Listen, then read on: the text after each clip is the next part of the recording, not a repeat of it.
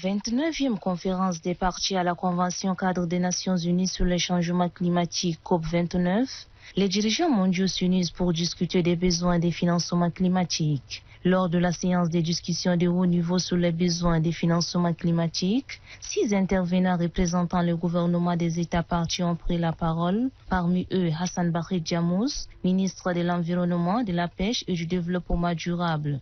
Il s'est exprimé devant les hauts responsables d'organisations et d'agences internationales. C'était pour lui une occasion de relever l'importance de la coopération internationale pour faire face aux défis climatiques. Chaque ministre a souligné l'urgence à mobiliser des ressources ou des financements appropriés en vue d'aider les pays les plus impactés par les effets pervers du changement climatique. Les discussions ont permis d'éplucher plusieurs thèmes essentiels. Les pays en développement doivent bénéficier d'un meilleur accès au financement à des conditions concessionnaires afin de répondre aux besoins croissants liés au changement climatique. Un appel a été lancé pour renforcer davantage la coopération et une meilleure coordination entre les nations et les institutions financières en vue d'encourager les investissements dans des projets d'adaptation et d'atténuation. Lors de son intervention, Hassan Barry Djamous est revenu sur les évaluations initiales qui ont sous-estimé les besoins de financement pour cette année, mettant en lumière les défis spécifiques auxquels le Tchad est confronté et la nécessité d'un soutien international accru.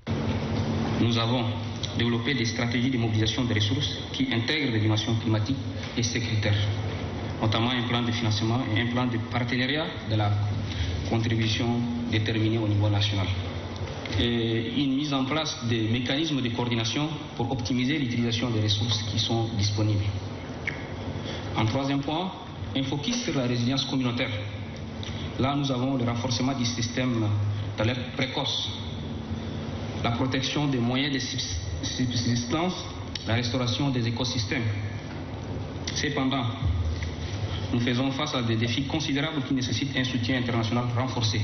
Les discussions ont également porté sur des exemples des projets réussis dans divers pays, illustrant comment des initiatives concrètes peuvent faire une différence significative et apporter des solutions pertinentes et exemples à servir de modèle pour d'autres nations, cherchant à développer des solutions durables face aux impacts du changement climatique. La séance a été un appel à l'action pour tous les pays participants, soulignant que la lutte contre le changement climatique nécessite un engagement collectif appelant à un accroissement des ressources financières adéquates. Le ministre Hassan Barry Djamous a également participé à une session dédiée au financement climatique pour la résilience, confirmant l'idée d'une collaboration essentielle comme moyen indiqué pour surmonter les défis environnementaux croissants.